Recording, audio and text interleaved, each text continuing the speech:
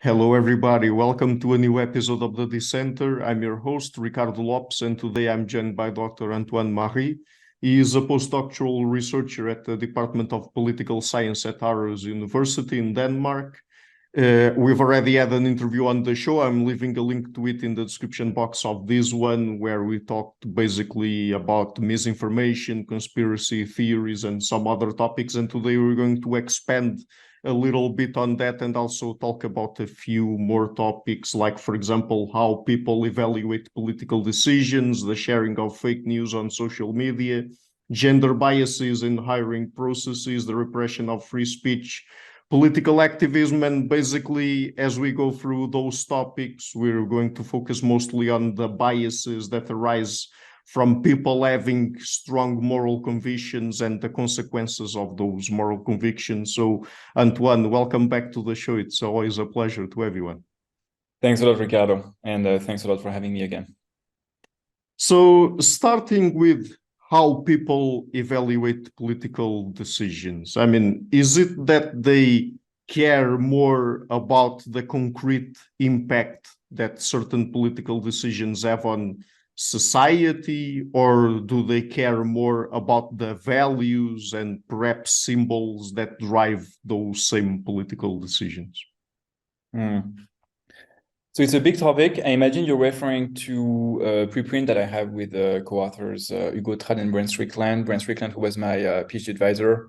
Yeah. That is provisionally called Intentions and Efficiency in Policy Evaluations, but I would like to rename maybe something like people don't care too much about policy efficiency and they value a lot the intentions that are driving them.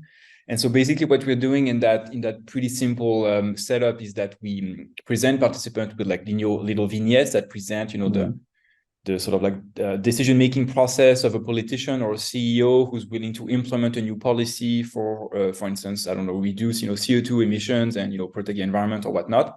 Yeah. And we provide information about the level of efficiency or impact that the policy has, its financial cost. Is it going to cause, the state or the company to lose vast amounts of money or to save vast amounts of money? And we manipulate whether the decision maker is altruistically motivated. I want to do that because I want to help the issue. I want to protect the environment. Versus, I really don't care about the environment. All I'm interested in is to improve the image of our company or, increase chances that we get reelected at the next election or whatnot. And so it's a pretty simple setup. It doesn't necessarily max out in terms of like external validity, but it allows us to pretty carefully manipulate factors that are seemingly of interest in how people, ordinary people form attitudes about whether a political policy decision is good or bad, laudable or not, etc.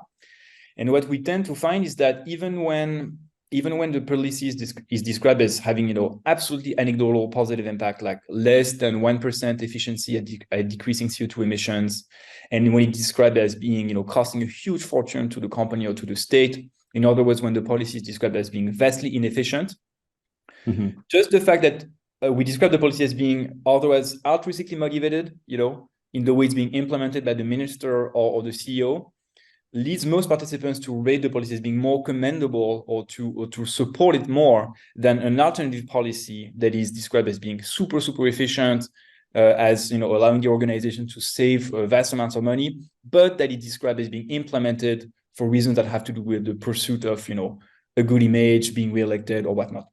And so we think that's a little of concern because in modern societies, many of the motivations that private actors, but also potentially public actors have on the market in society is to make profits, is to, give themselves a good image, is to potentially, find technological solutions that will allow them to become richer. And so if people punish or do not support policy programs, policy initiatives that are motivated by, the willingness to make money, to become richer, to have a successful company, even when they're actually immensely beneficial for society, but even when they massively, help at solving a given problem that, humanity is facing, that's clearly problematic. And so, voilà. We're just finding that in those set of studies that people don't seem to be very consequentialist or very pragmatic in the way that they rate policy decisions. They seem to care a lot about the intentions that drive the political policies, and they seem to disregard a lot the policy impact. Now, I should specify that the way we describe the policy impact is not completely neutral. We provide information about the efficiency in numerical format. We don't provide graphs, at least not in the current versions of the experiments. So a defense of that choice is to say, well, very often information about political policies impact is provided in numerical format, in journals, in newspapers, etc. So it's fairly ecologically valid. But at the same time, you could say, well, yeah, but no surprise that people are not really reacting too much to, numerical descriptions of imbalances in policy efficiency, because the mind is not particularly equipped to, give a lot of intuitive meaning to figures, to big figures, to represent orders of magnitude clearly, etc. And of course, I would of course agree with that. And that's also one of the arguments in the paper. We essentially say that people tend to deviate from the principles of pragmatism when assessing the political policy that we expose them to, that we present them to, because essentially the mind is mostly shaped by natural selection to react to signals about the value as a cooperator of potential social actors, be it a CEO, be it a minister. So that people will spontaneously attend to. They will care whether or not this or that politician seems to be a good cooperator, and they will take into account the intentions that animates them in implementing the policy a lot. But as for the more abstract, the more delayed, the more macro, level impact of the policy, that's not something that the mind intuitively processes very well, unfortunately. And that we think, the two mechanisms combined, we think are leading people to become so insensitive to the principles of pragmatism. Yeah. And also, I'm not completely sure if this is relevant to the particular context of this study and what you were trying to understand there, but isn't it also the case that for many, if not most, political decisions, people many times do not really have access to very accurate data, or perhaps sometimes it's also very hard to predict the precise impact that specific policies will have on society? Yeah. Right. No, of course. I mean, 100% agreement. That's obviously the case. A fact like, is that politician good or bad as a person? Is their moral character, trustworthy in the perspective of cooperating with them? That's almost like a fact, something that you can assess, by direct observation, by interacting with people, by seeing how they talk, by seeing how their, claims over time are consistent with each other, whether they do what they say and they say what they do or whatnot. So that seems relatively easy to assess. But policy efficiency, not so, right? It's like very high level facts. It's often very much delayed in time. You will only know if a political program, meant to fight, poverty in Africa, or meant to reduce inequalities, or to reduce unemployment or whatnot.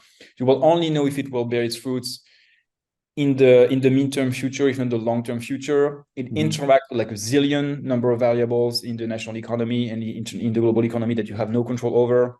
It's extremely hard to run randomized controlled trials on economic outcomes or public policies. Everything interacts with a bit of everything. Of course, economists are skilled at kind of maximizing the possibility of answering scientifically to those questions and assessing policy impact, but it's always very difficult for everyone, including for them. And it's obviously not surprising that the lay citizen, the man in the street, the woman in the street, is not well equipped to anticipate, what will be the macro social impact of a policy. I mean, to infer, to induce any sort of conclusion about whether a policy works or doesn't work, you would have to ideally have access to facts and outcomes that are distributed on the territory, which is of course impossible to do individually.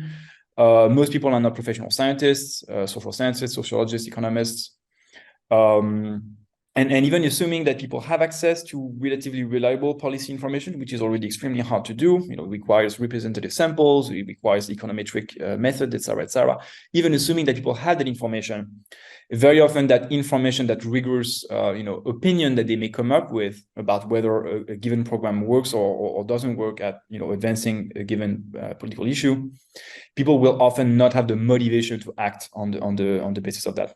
So, for instance, I might know that it's bad nowadays to eat meat and to take the plane, and I might know very well reflectively that I'm supposed to stop eating meat or at least beef and take the plane less. Well, it's pretty hard from a motivational perspective to be completely compelled to act in accordance with those principles. I try my best, But very often, I'm experiencing a sort of like weakness of will, and I will fail to meet in practice those sort of like more standards that I claim to have and that I claim to follow. Let me just ask you one more question before we move on to another topic about this. And this is perhaps something that I will also ask you when it comes to other topics we're going to explore here today. But when it comes to this particular study, I mean, do you expect this to apply to basically everyone, regardless of their, for example, political ideology or partisanship? Or, I mean, is there any way by which perhaps there are some differences between, for example, left and right, liberals and conservatives, or not? It's a big question. I wouldn't claim to be able to answer this one. Okay. So I'm a political psychologist, but I don't really claim to be a specialist of like subgroup differences or more differences across across differences of partisanship or more sensitivity. I would say that a tendency to overvalue intentions with respect to causes that you care about, to want to positively reward or thank, politicians or social actors who are helping an issue versus wanting to punish those who are selfish or who disregard the cause that you care about, that will tend to be universal, I think, because it's very likely to be part of our sort of like universal, social cognition package. It's like cognitive skills that you need to engage all the time, every day, and that you would have had to engage, ancestrally, recurrently over the millennia to gauge the trustworthiness of potential cooperation partners. So this, you should expect, will be somewhat universal. Now, at the same time, of course, there are personality differences that are, relevant morally. And so it's possible that people who are a bit like, who have a bit of a effective altruist sensitivity, or who are maybe a bit more libertarian, or maybe a bit more on the autistic spectrum or whatnot, it's possible that people who have those personality characteristics who are a little less,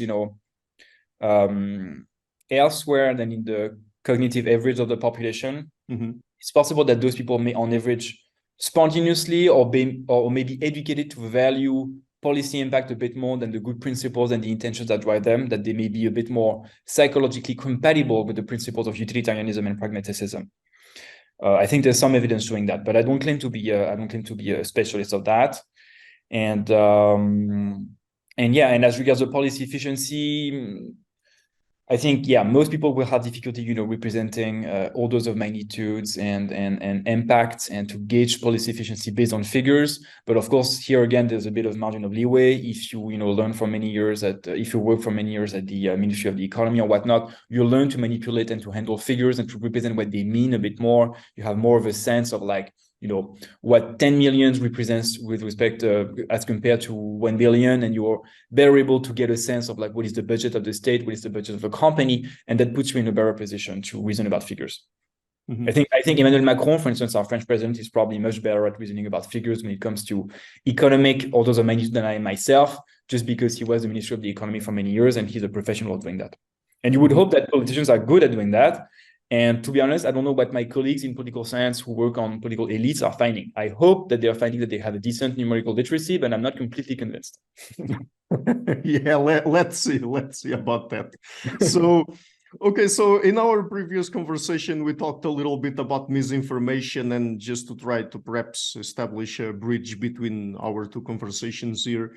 When it comes to sharing partisan news on social media specifically, so you mean making partisan news of news, for instance? Sorry? Like you mean like sharing news selectively in a way that is partisan? Yes, exactly, exactly. So do strong moral convictions also play a role there? And if so, what are the consequences? Yes, they do. They absolutely do. So we have that paper recently published in PNES Nexus with my friends Sasha Altai and Brent Strickland again, in which we essentially show, using relatively simple online experiments, that the more people that first of all, people are disposed to engage in what we call my side sharing or partisan sharing. They report higher willingness to share, news items, either true or false, that fit their ideology, that are congruent to their side, that, for instance, portray, a social threat that they're likely to believe in. Or let's say I'm a Democrat, I'm going to want to pass along, and I'm going to be more likely to pass along a piece of news that says that, I don't know, there's a big problem with like 3D printing of guns because it's going to cause, the spread of like homemade guns in the US or whatnot.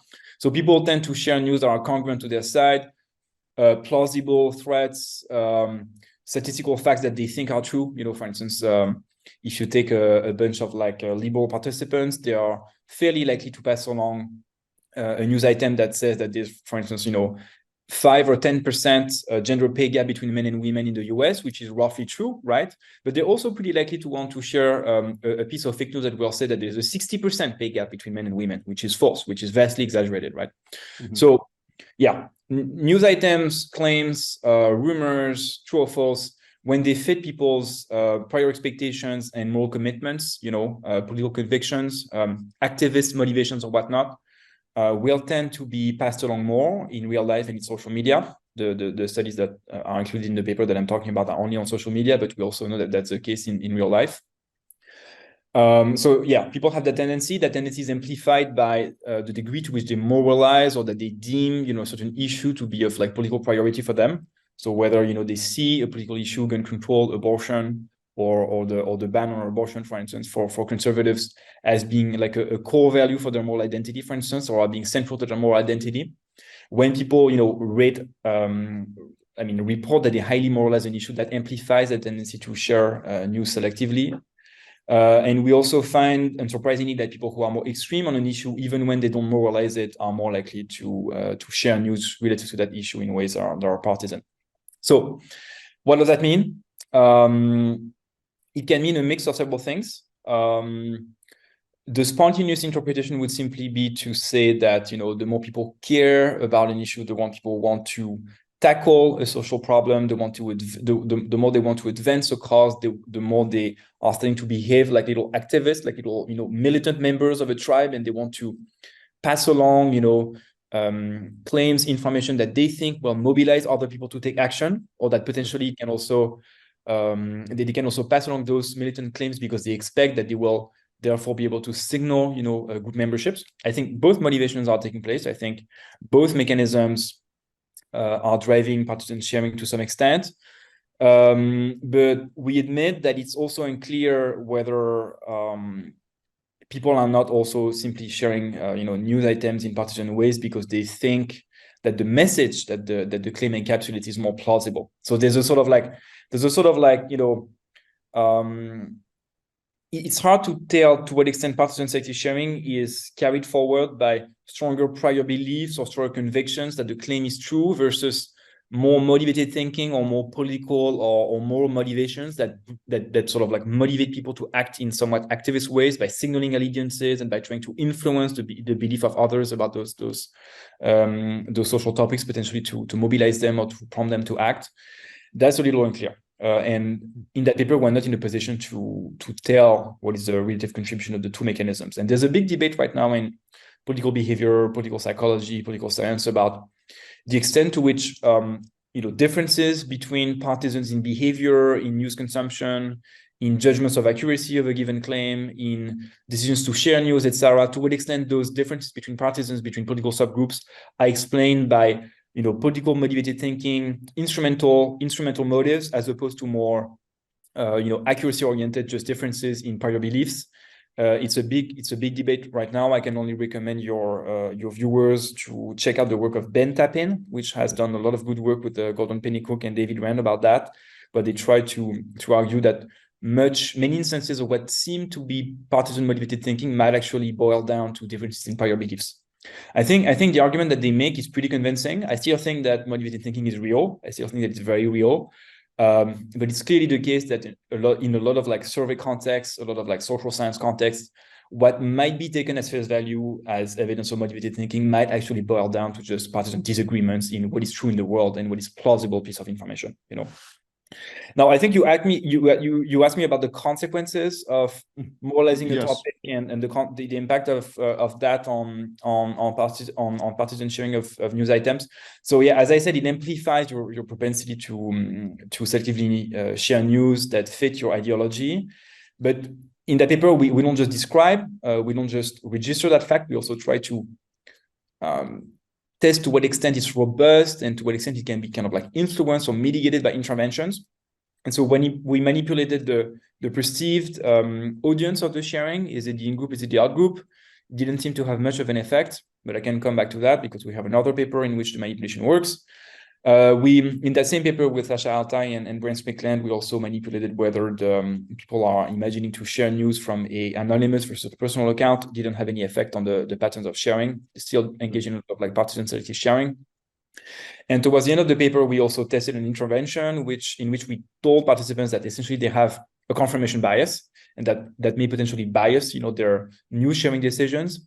Yeah. And a last experiment in which we tell them that they also have a sharing bias, that they have a propensity to share more stuff that align with their ideology, that tells them what they want to hear.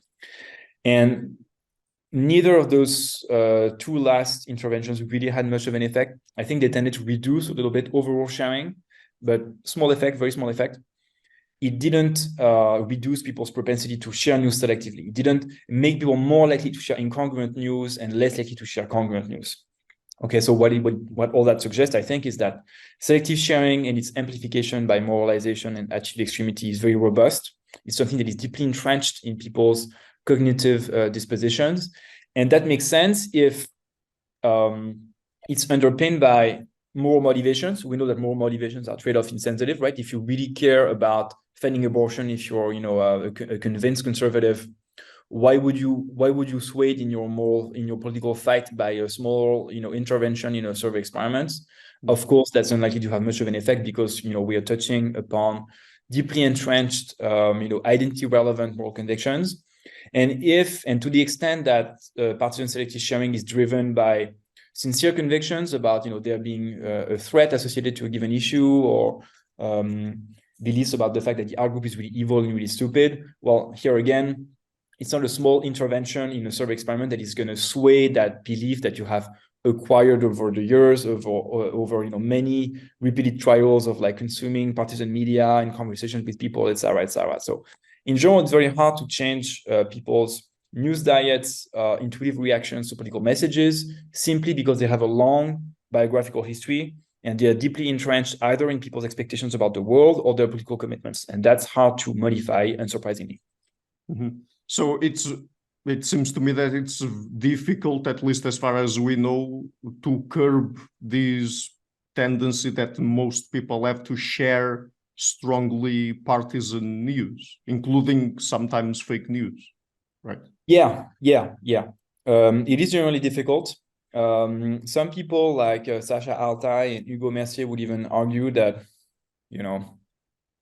should we be spending that much of our work and our money on trying to come up with like interventions against misinformation? The spread of misinformation is to begin with not that big of a problem, at least in the West. People don't consume that much fake news. Most of the fake news are shared by a tiny little majority of Twitter users and Facebook users. That's the work, for instance, of Matthias Osmundsen and Michael Blank-Pearson and others, who have an American Political Science Review that shows that most of the spreaders of partisan fake news are actually less than 1% of the Twitter sample that they could get access to. And that less than 1% is showing 90% of the fake news or something like that. So it's, on the whole, in addition to the fact that few fake news are being shared in the sample. Okay, so there's little circulation of misinformation overall in a lot of studies, at least that's what they find, and a very small minority of like pretty cynical activists seem to be doing the heavy lifting of sharing that information. So maybe we're exaggerating the seriousness of misinformation. It doesn't mean that it's not a problem at all. It is for sure a problem. It is a problem that, for instance, people increasingly in some areas of the world are distrustful of vaccines. It is a problem that the Russians are spreading, anti-French propaganda in Africa and taking advantage of those misinformation campaigns to send their Wagner soldiers and to increase their influence in West Africa. That's of course a problem. But as far as like the circulation of misinformation on social media about politics in the West is concerned, it's possible that we're exaggerating a little bit the seriousness of the problem. And so what people like Sasha Altai and Hugo Mercier would say, and I'm sure they're right if they've thought about it more than I have, what we should instead say is to try to focus our efforts and our time and our money on making people care more about trusting reliable sources, okay? Like increasing people's trust in the Washington Post, the New York Times, Le Monde, Le Figaro, El País and whatnot. Okay, so the priority should not be in trying to fight misinformation. It's hard. It may even backfire by reinforcing conspiracy theories and whatnot. Yeah. The priority should be to try to restore a little bit trust in institutions and trust in journalism. And if we manage to increase a little bit people's trust in legitimate legacy news media, if we manage to make them consume a bit more reliable information, we would diminish the amount of false beliefs and misinformation in society much more than we would if we managed to make people a bit more distrustful of fake news sources and whatnot. At least that's the argument that they defend. So I don't know if it answers a bit what you were saying, but that's my interpretation of what would have to be said here. Yeah, and actually I had Sasha Altai on the show 2 or 3 years ago, and when it comes to the seriousness of the sharing of fake news online in social media particularly, if I remember correctly, said basically the same you said there. And I think that you were focusing mostly on people who share fake news there, but it also applies to people who actually produce fake news and put it into circulation on the internet. It's just a tiny minority of people doing that, right? Yeah, imagine. So I haven't worked on the fake news producers, like the websites who who output fake news online. Of course, they're pursuing clicks and attention and revenue, and they're here for the money for the most part. They might also have disruptive motivations, like more political motivations to undermine trust in the establishment or in journalism or in the current politicians or whatnot. I don't know what I mean. Here again, I think the proportion of information producers who are intentionally cynical, intentionally spreading misinformation is extremely small. Of course, it's absolutely problematic that they exist, and there should be probably penal sanctions against them, and the government should crack down on them, etc. But it's easy to overestimate the gravity of the issue, simply because the mind is extremely hypersensitive to threats in general. So that's true of citizens, that's true of journalists, that's true of politicians or researchers. So any information that somehow contributes to saying that there's something that is not working well in society will be a bit more believed, a bit more culturally successful, holding constant other factors. Of course, I'm not saying that you can make people believe anything and everything. People aren't completely gullible, but if the threat seems plausible and if it seems relevant, it's going to spread far and wide. And so there's a tendency for the broad public and scientists themselves to think that the problem of misinformation is very broad, is very big, and they can potentially also have career incentives, publication incentives to also further exaggerate the threat. So I think we have to keep that in mind. Yeah, like the mind is super attentive to threat. We easily exaggerate things. It's relevant, right? It makes us sound interesting in the conversation, and it creates opportunities for publication, for talks, for commissions at the parliament or whatnot, and that will make sense. I mean, I'm not necessarily throwing stones at people who participate in that. I have perhaps participated in that kind of moral panic about misinformation myself, intentionally or not. But we should keep in mind that the problem is probably not as serious as climate change is or the war in Israel is. So in a related topic, in our previous conversation, we've also talked a little bit about conspiracy theories. And this time, I would like to ask you about specifically when it comes to political conspiracy theories and other kinds of threat-based narratives. Are there social functions to holding and disseminating them? Yeah, presumably. At least that's what we argue with Michael Bang-Pearson and others, but Michael Bang in particular in at least a couple of pieces that we have written together. So again, the mind is very susceptible to threatening information, right? We are loss averse. It makes sense to get ourselves ready for thwarting a threat, etc. So it's obviously adaptive to overreact to information that there might be a social threat. In particular, social threats that take a group-based form, right? Because we humans evolved in an essential environment in which presumably there was a fair amount of group competition and group conflict, and so it's adaptive to overreact, to be kind of on the lookout for potential coordinated social threats directed against us, directed against our in-group, our kin, etc. And once people have that predisposition to find, threat-based narratives appealing, like conspiracy theories, potentially also some popular forms of like Marxism, anti-racist discourse, anti-communist discourse, etc. Much of ideology is threat-based narratives, right? I mean, whether you're trying to, motivate people to take action against communism, or whether you're trying to motivate your population to take actions against capitalistic imperialism and to endorse communism. In all those cases, you're going to try to spin threat-based narratives and to, diffuse them in society through the channels of propaganda, through the channels of general education, through the radio, etc. So threat-based narratives are absolutely central in politics and in ideological phenomena. And so once you have that ubiquity of threat-based narratives that the mind responds to and finds intuitive, attention-grabbing, and pay attention to, it becomes possible to use them instrumentally, strategically, to influence how people think of yourself and act. So if I have a good threat-based narrative that can get my group to team up together and to attack or defend against an enemy group, if I can somehow convince that there's a dangerous outgroup right there in the neighboring behind the neighboring hill or in the neighboring nation that is poised to attack us and who wants to exterminate us, I will easily be able to reap the benefits of like mobilizing my in-group against that out-group. Okay, so there are mobilizing benefits in using instrumentally threat-based narratives, and we suspect that at least sometimes that's how conspiracy theories are being used.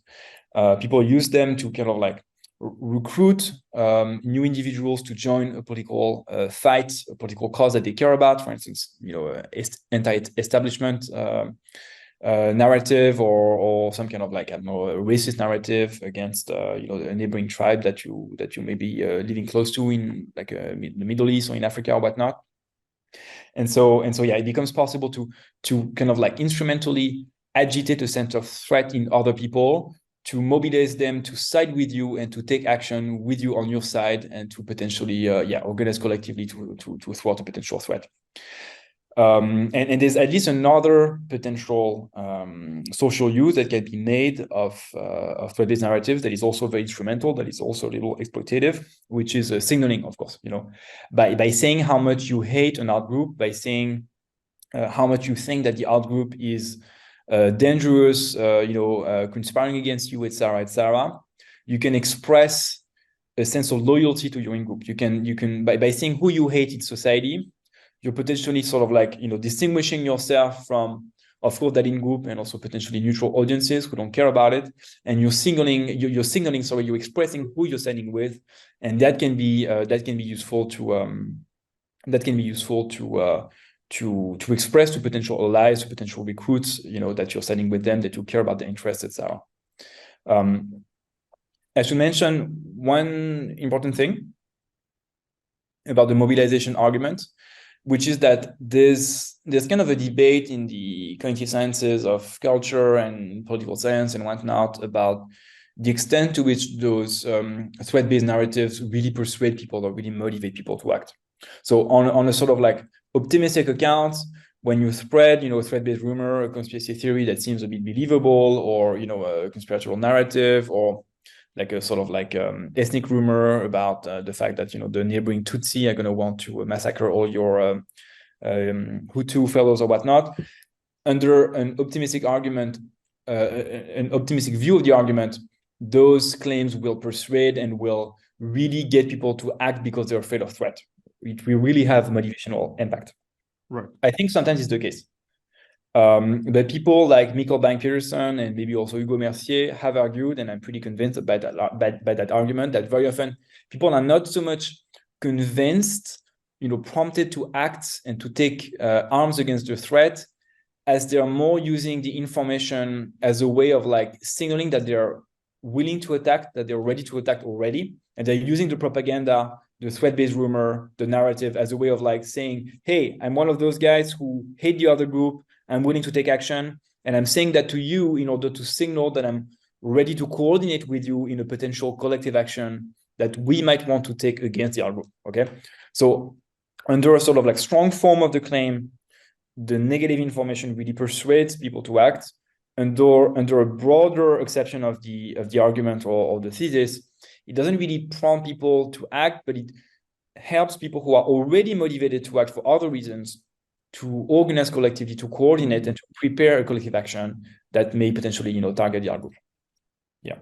And if that second interpretation of it is the correct one, could it be that in this case, a political conspiracy theory or any other sort of threat-based narrative could function more as a sort of justification to act than really as motivating people to act upon it? Yeah, exactly. It could serve, it would allow individuals to rationalize an already existing motivation to, organize collective action and to attack or to defend against the out group. Yeah.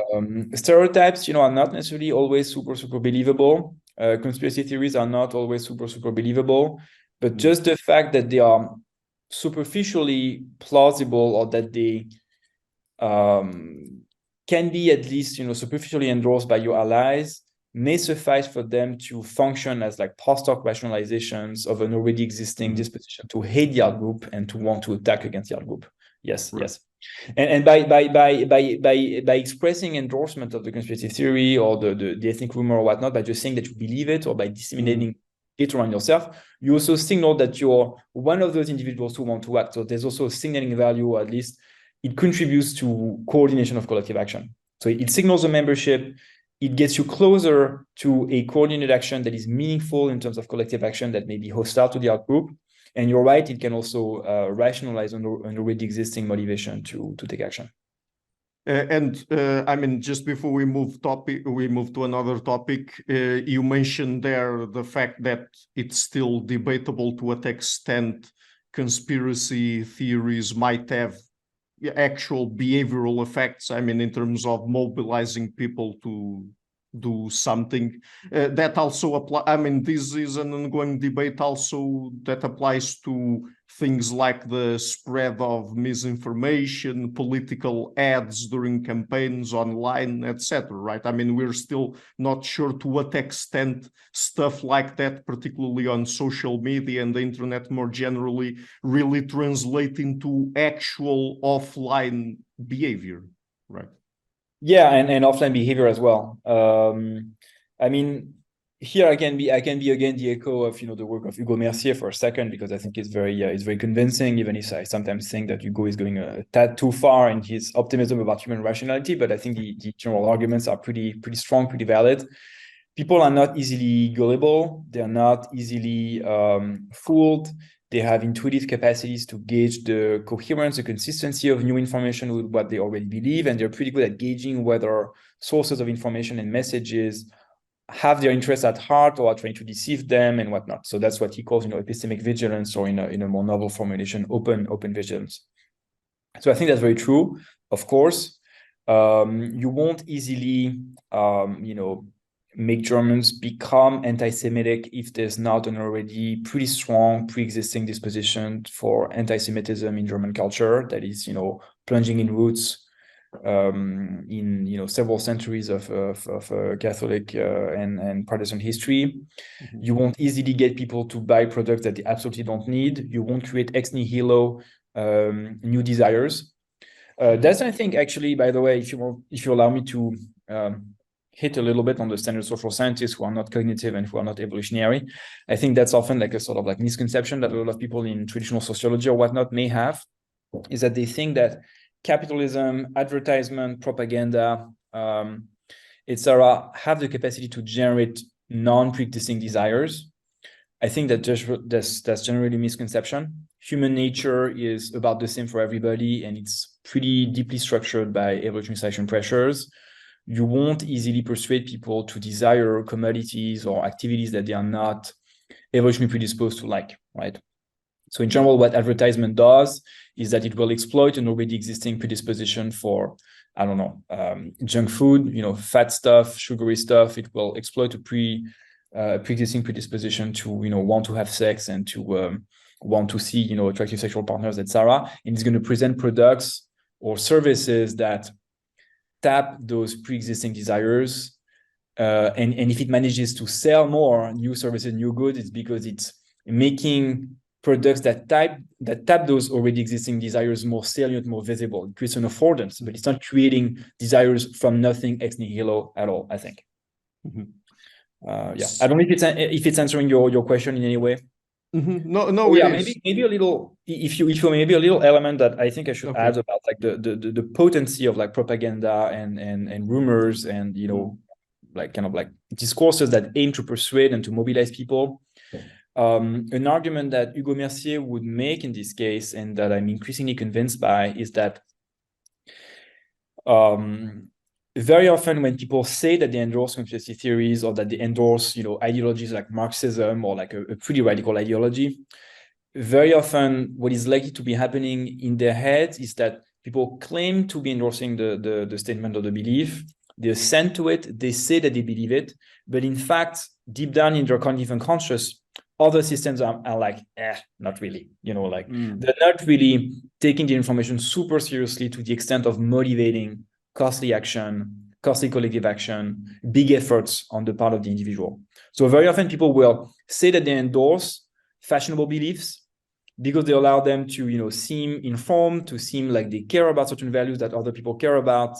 They're gonna endorse them to seem trustworthy, competent, to seem like they care about politics, etc. But in fact, they very rarely will deviate from their personal comfort or like everyday ways of doing things and private little self-interests on the basis of those beliefs. Very often the epistemic vigilance mechanisms are, it's not that they're like turning down the information on the endorsement of the narrative, but it's more like they're keeping it in a sort of like isolated cognitive format, which Mercier and Sperber would call reflective, without really trying to connect them with like costly collective actions that would potentially entail sacrifices for the individuals and also big efforts in terms of like mobilizing others and really like spending money and time on like a political cause that people claim to care about, but in fact don't really do much to advance in general. And by the way, I'm completely guilty of the same problem myself. Okay, like I'm giving a bit of money every month to give well, and I'm trying to do a few like not so costly altruistic stuff, but I really take costly action in favor of more values that I claim to care about. I claim to care about the environment, but I'm still flying way too much and still eating a bit too much chicken, and so I'm completely guilty of the same mechanism that I'm describing here. But so if that's true, then in this particular case, people manifesting certain specific beliefs would serve mainly a social signaling function, right? In terms of signaling their, I guess, group affiliations. Yeah, signaling. So I think, what's happening very often is that we have mechanisms in the mind that evolve for past benefits that were essentially relevant, getting your coalition to cooperate together to solve a problem or thwart an enemy, to signal your trustworthiness, to be kept and admitted as a good group member and whatnot. And those motivations would have expressed themselves with like intensity in the past when there was like a lot of fitness interdependence and when there was like a lot of like external threat on the group or whatnot. There, people would have spent a lot of energy to get their group to team up together, or they would have spent a lot of energy to signal their devotion to the group by incurring pretty costly sacrifices to deserve their place in the group, etc. Because back at the time, the environment was very threatening.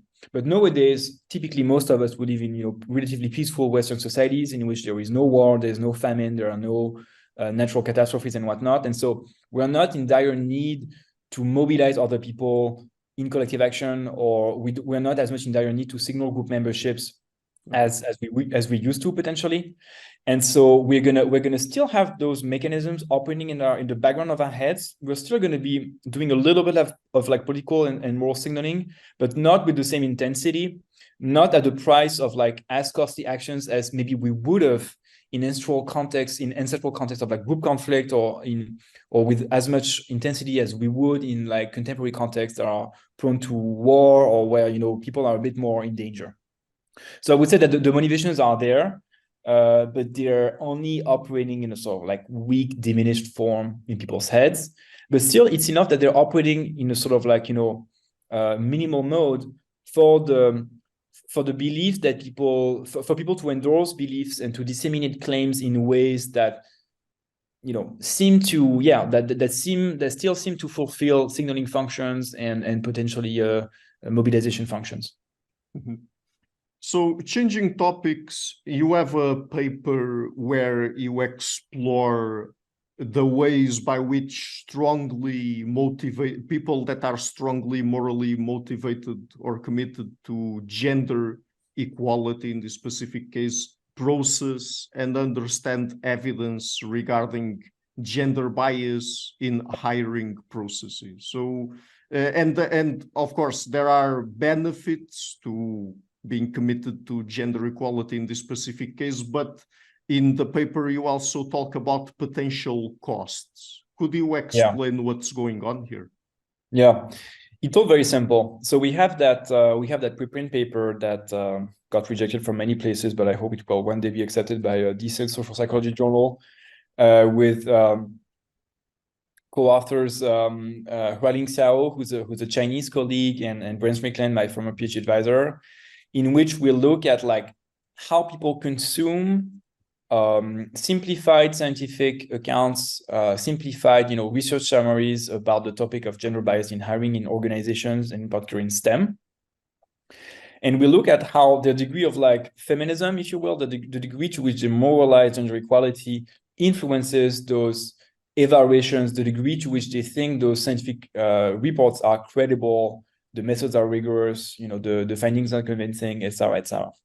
And so there's a PNAS paper that came out in 2015, I think, by Henley et al. That showed that essentially when people were presented with scientific demonstrations using randomized control trials, so like rigorous experimental methods, when people were exposed to those proofs that hiring processes in academia favor men over women with equal credentials, they found that men were less receptive to that type of scientific result, that women were more likely to believe them and to want to take action against those findings. Okay, so they found that there was some kind of like a sex difference in how receptive or how trustful people were of that demonstration. And so here, what we tried to do was to see first, is that sex effect really a sex effect, or is it more like an moral ideology effect that is associated or co-varying with the sex difference? Is it possible that the sex difference is in fact reducible to differences in moral commitments in the degree to which people care about sex equality in our population of participants? And yes, it seems to be the case. When we control for moral commitment, very often the sex effect disappears. And when we add more commitment as a covariate of people's evaluations of the degree to which they trust the science they think is believable, we find that the more people care about moral equality, the more they will trust, the more they will deem plausible, convincing those scientific reports that demonstrate experimentally that women are being discriminated against in hiring processes in academia. So that's a bright side, okay? So we expand already existing study. We show that what seemed to be a sex effect is actually maybe more like a moral ideology effect. And we find that, good news, people who care more about equality will welcome with more receptivity those rigorous demonstrations that women are being discriminated against. However, on the flip side, we also find that people who are more morally committed to equality see as more persuasive, more bogus demonstrations or conclusions that there is gender bias in hiring taking place. So here what we did is that we substituted the rigorous experimental demonstration of gender bias in hiring with a more observational and fishy study that essentially looks at the pre-hiring proportion of men and women in STEM and the post-hiring proportions. And that finds that, in fact, the post-hiring proportions of women is greater than the pre-hiring proportions. So clearly there's no gender bias in hiring against women. And we visualize that graphically with like pretty clear bar charts, and like there's no ambiguity about the fact that women are really favored in hiring process. And yet the research summary concludes that the fact that women on the whole, even after hiring, are still a minority because they're a minority before and after hiring. The fact that women are a minority in science in those scientific labs is a rigorous demonstration of the fact that there's gender bias in hiring. So that's a fallacious conclusion, because people infer from the fact that women are less humorous the notion that there should be inevitably, gender bias in hiring against them, even when the presented data is clearly showing that women, all things equal, are actually favored in the recruitment process. Okay, and so here we find that people generally tend to do not process the contradiction between the results and the conclusion, and the higher and more commitment to gender equality, the more people are likely to rate that bogus scientific conclusion as being, convincing. Okay, so overall, in summary, if you care, it seems that if you care more about gender equality, if you're more of a feminist, you will, and that's a good thing, rate more positively, believe more rigorous demonstration of there being gender bias against women, but you will also be more receptive and more believing of bogus demonstrations that only rely on observational evidence and that are even, showing results that are contradictory with the conclusion. So this, of course, does not, amount to saying that we should stop being caring about gender equality. We should, of course, keep caring about that sort of like moral and political targets, a very important one. But the lesson that we're trying to teach here, and we're not the first ones to be making that argument, is that when you are very committed to a cause, it can potentially blind you a little bit, to the details of a reasoning. It can make you a bit more susceptible to confirmation bias or belief bias, in the sense that if you really endorse a conclusion, if you think that the conclusion is true, if you think that the conclusion is morally desirable, it makes you a bit more likely to neglect the inferential steps or the reasoning that back it up and that lead to it. And that's what we're trying to show. Essentially, morality binds and blinds, as Jonathan Haidt would say it. It can make people a bit more irrational at the margins. Even if, the aggregate social effects are on average positive, at least sometimes it's going to bias people's reasoning, and we wanted to show that. Mm-hmm. So when it comes to these ideological commitments that some people have, you've also been working on ideological orthodoxy and specifically on the repression of free speech. So what do we know about what might motivate and what might be the goals that strong political activists try to pursue when repressing free speech? Okay. So here you're referring to my work with Mika Bank-Peterson, recent work, just published or still in the pipes, etc. So not much is out yet. We have a commentary article on David Pinsoff and Al, the Alliance Theory of Ideology, that our commentary is called Speech Repression and Outrage from Orthodox Activists as Attempts at Facilitating Mobilizations and Getting Status Among Allies. I'm sorry, the title is a little long, but your viewers are welcome to check it out.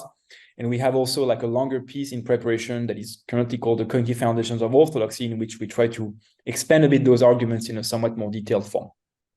So yeah, Michael and I have taken the phenomenon of like political dogmatism and speech repression as our sort of like object of inquiry recently. We've become interested in that for various reasons. One, because we think that, there's a bit too much repression of speech in the world nowadays still, obviously. Also because we think that there's a bit too much of it in the West, in the US in particular. There's a somewhat, concerning phenomenon of cancel culture that is threatening universities and intellectual professions that we think is pretty problematic. And of course, because, speech is still massively repressed in authoritarian countries the world over. And we told ourselves that, well, it seems like there's not really a mature cognitive and evolutionary theory of like why people are orthodox or repress free speech in ideological movements, be they moral movements, religious movements, political movements, and whatnot. And so we told ourselves, well, let's try to develop a theory of like why there is, the anti-communist witch hunt in the 50s. Why is there, the repression and the surveillance of political dissent in China right now? Why did the Catholic Church, persecute the heretics in the Middle Ages? And why is there cancel culture in the US right now, both on the left and on the right? So that's a bit our explanatory target, if I may say. And so what we say is essentially pretty similar to, what we've been saying about conspiracy theories, and what people like Carl Menes and Tooby and other authors have been saying about moral beliefs and political beliefs. Essentially, we're proposing that people repress speech for two main reasons: mobilization goals and signaling goals. So the mobilization goal would be fulfilled in the following way: if you care a lot about the issue, you will want to rally your allies and to motivate your allies to, create a coalition, create a sort of like group behind yourself, with yourself, to tackle the threat, right? You might want to vanquish racism in the US, for instance. You might want to, thwart the threat of communist infiltration in the US in the 1950s, if you're like a McCarthyist or whatnot. And so there's a sort of like intrinsic desire or need to organize collective action if you want to advance a cause or if you want to defeat an enemy. Be it also like an intellectual enemy. It doesn't have to be a human outgroup. It can be like dangerous ideas that you think are exerting, a corruptive influence on your society or whatnot. And so in those conditions, that goal of mobilization becomes to try to influence people's beliefs so that they believe that the mobilization is justified, is necessary. And typically one way of doing that is to tell people that there's a threat, because if there's a threat, it's going to activate our evolved sense of like threat avoidance. It's very powerful from a motivational perspective. And so often you can motivate people to gang together behind you, to organize for your side, if you can convince them that they're facing a threat.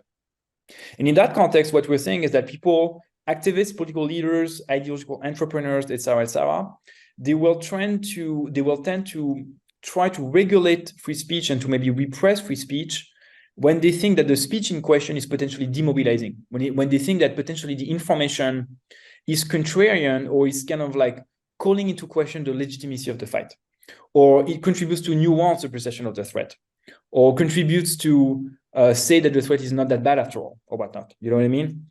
So like, if I take the example of, the canceling of controversial speakers on US campuses, recently by the left, but also by the right. If you're staunch anti-racist, you may want to deplatform or to cancel the invitation or to stop the talk from taking place of a biologist who's doing research on, let's say, the link between genetics and personality, or someone who's investigating potential, psychological differences or IQ differences between populations and whatnot, because rightfully or wrongfully, I don't know, it's an open question. You might think that those pieces of information, in particular if it's scientific research, those pieces of information may contribute to normalize, to justify racism, not necessarily directly, but even indirectly, as making like maybe a biological conception of human nature a bit more popular or a bit more plausible and whatnot. So you might be motivated to repress speech that you think is contrarian or susceptible to undermine the felt need for the necessity of the mobilization against racism. And in particular, you will try to repress speech that you think is undermining people's perception of threat, right? Mm-hmm. For instance, research also that may downplay the notion that there is a link between, the race of the defendant and police violence, for instance, will typically be seen as being contrarian, as being dangerous by anti-racist activists, because they fear that its dissemination in society may influence people's prior beliefs towards them believing that the problem of racism is not that bad, or that it's exaggerated or whatnot, and that may have demobilizing effects. And the same, like on the right, people may want to repress free speech of the free expression of, for instance, critical race theory, or the notion that gender roles are at least partly socially constructed, because they feel like dissemination of those contrarian messages may kind of like diminish or undermine the enthusiasm that people have for traditional Christian values, etc., and they see that as a threat. Okay, so one core function we think of speech repression and speech regulation is you try to control people's beliefs by intervening on information flows so that people stay motivated for causes that you think will bring about shared benefits, in particular against social threats. And of course, once there are those efforts to mobilize allies for causes and against enemies, that creates individual incentives for people to signal devotion to certain causes, to those causes, and to the in-group. So once people care vastly about anti-racism, once people have a moral panic about communist influence in the US in the 50s, once conservative America is going through a moral panic about critical race theory being taught at university or at high school, that creates individual opportunities for reputational enhancement.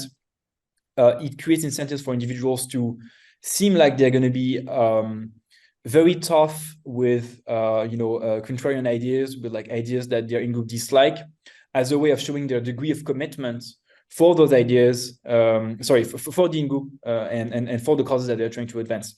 Like if I'm, let's say, a politician in the 1950s, like McCarthy, and there's a sort of like moral panic against about the influence of communism in American culture and institutions.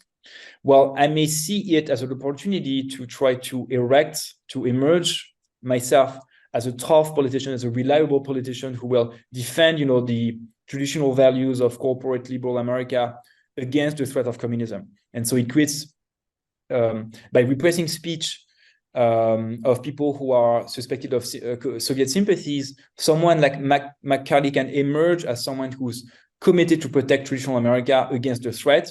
And so, yeah, you appear tough against the contrarians, you appear tough against the enemies, against people who disagree with you, and that can potentially allow you to score reputational points.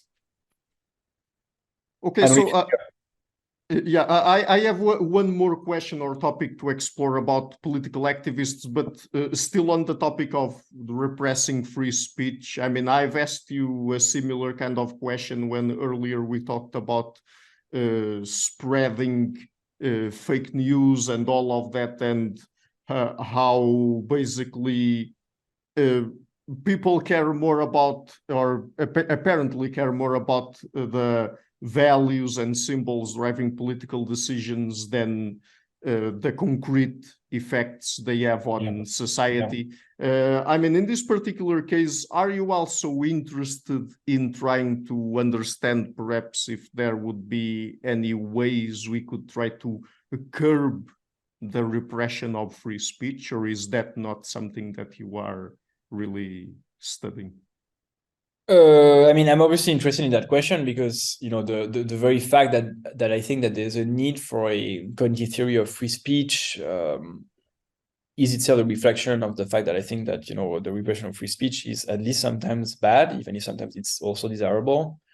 I think it's a good thing that, for instance, in Europe, we're trying to, fight neo-Nazi propaganda by making it illegal to have swastikas and to sing neo-Nazi chants in the streets. So there are cases where, I mean, I'm not a free speech absolutist at all, even if I'm very pro free speech. What can we do to reinforce or to strengthen free speech? I don't know, Ricardo. I don't really know. I haven't really studied that question yet. I guess decreasing the level of like polarization of society and trying to make our national societies a little less conflictual will help, because as we argue in our work with Michael,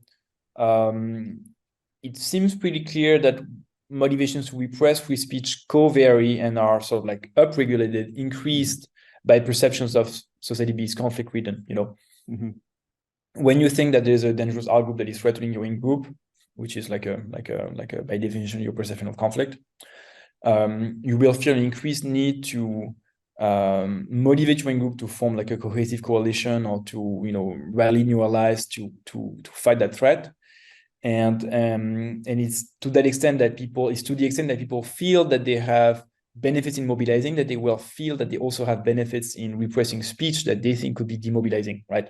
So the more society is harmonious, and the more the different subgroups that compose society can live their lives fairly freely, and the more the less inequality maybe there is, and the less effective polarization there is, the less it should be a problem.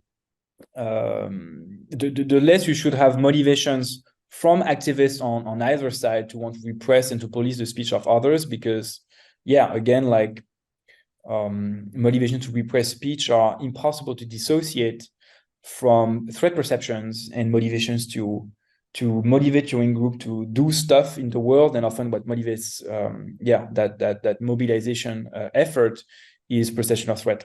So I would say that you have to make societies a bit more peaceful and a little less polarized.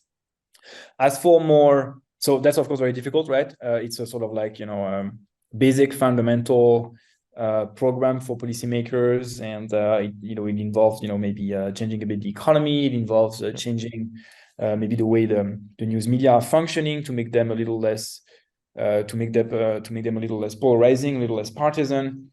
It calls for a number of reforms in many different sectors of society.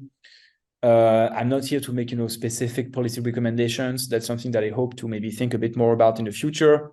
Michael might have recommendations to that effect. I think he's giving a talk about the future of free speech in Sweden early December. That may be of interest to some of your viewers. Well, it will probably be too late by the time your podcast is out, but yeah, a lot of people who are more or less influential are interested in how to foster free speech. I think Jacob, what is his name? Machanga, who wrote like a history of free speech, probably also has pretty interesting policy recommendations about that.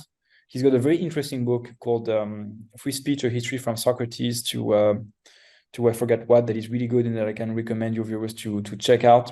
Mm-hmm. But yeah, I'm not going to venture into like specific, policy recommendations in terms of like what to do to reinforce free speech. I don't really know, but for sure that value needs to be protected, and it's a cardinal value of us scientists, and I assume most traditional liberals of the West right now.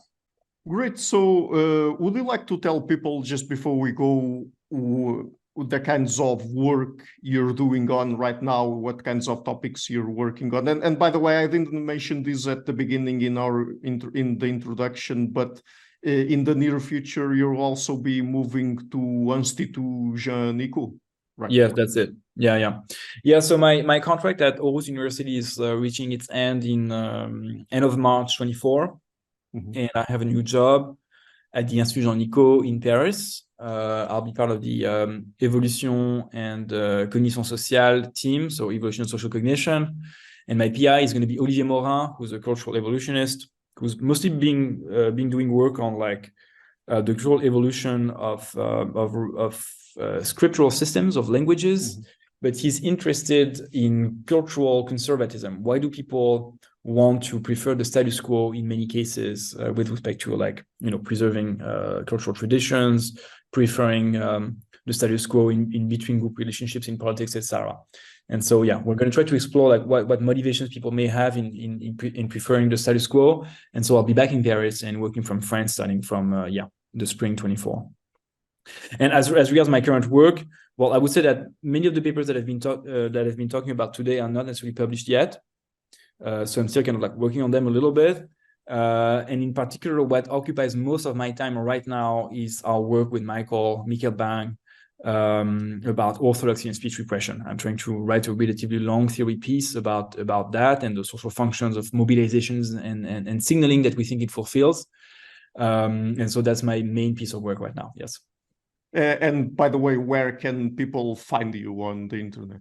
They can find me on Twitter. Of course, my handle is capital A underscore Marie MARIE_SCI A Marie Sci, like science, and also have a website that I need to that maybe you would be able to cite under the video. I guess it's a website.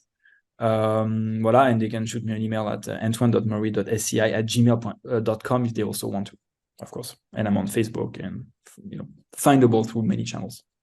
Great. So look, Antoine, thank you so much for coming on the show again. As I said at the beginning, Thanks it's always great fun to talk to you. Thanks a lot. Have a good day. See ya. Hi guys, thank you for watching this interview until the end. If you liked it, please share it, leave a like and hit the subscription button. This show is brought to you by Enlights, learning and development done differently. Check their website at enlights.com, and also please consider supporting the show on Patreon or PayPal. I would also like to give a huge thank you to my main patrons and PayPal supporters: Per Erga Larsen, Jerry Mullerens, Frederick Sunda, Bernardo Seixas, Olaf Alex, Adam Kessel, Matthew Whittingbird, Arno Wolf, Tim Hollis, Eric Alenia, John Connors, Philip Forrest Connolly, Dan Demetri, Robert Windiger, Rui Inácio, Zup, Marco Neves, Colin Holbrook, Phil Kavanagh, Mikkel Stormir, Samuel André, Francis Ford, Tiago Nunes, Fergal Kossen, Hal Herzog, Nuno Machado, Jonathan Librant, João Linhares, Stantantia, Samuel Correia, Eric Hines, Mark Smith, João Eira, Tom Hummel, Sardas France, David Sloan Wilson, Yacila Dez Araújo, Romain Roach, Diego Londonho Correia, Yannick Punter, Adana Rusmani, Charlotte Bliss, Nicole Barbaro, Adam Hunt, Pavlo Stasevski, Nelek Bach, Guy Madison, Gary G. Allman, Sam Afzal, Adrian Yeager, Paul Tolentino, João Barbosa, Julian Price, Edward Hall, Edin Bronner, Douglas Fry, Franca Bortolotti, Gabriel Ponce Cortez, Ursula Litsky, Scott, Zachary Fish, Tim Duffy, Sonny Smith, John Wiseman, Daniel Friedman, William Buckner, Paul George Arnaud,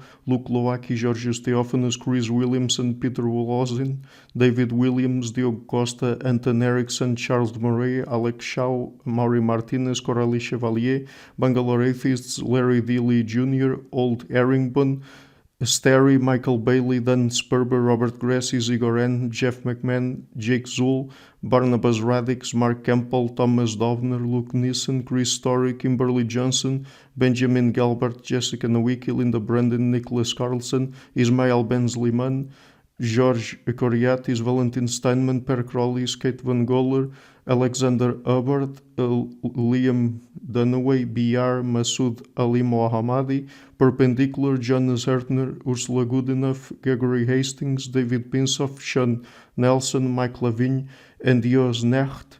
A special thanks to my producers, Isar Webb, Jim Frank, Lucas Stafiniak, Tom Vanagdam, Bernard Unic, Curtis Dixon, Benedict Mueller, Thomas Trumbull, Catherine and Patrick Tobin, John Carlo Montenegro, Alnick Ortiz, and Nick Golden, and to my executive producers, Matthew Lavender, Sergio Quadriano, Bogdan Kanivets, and Rosie. Thank you for all.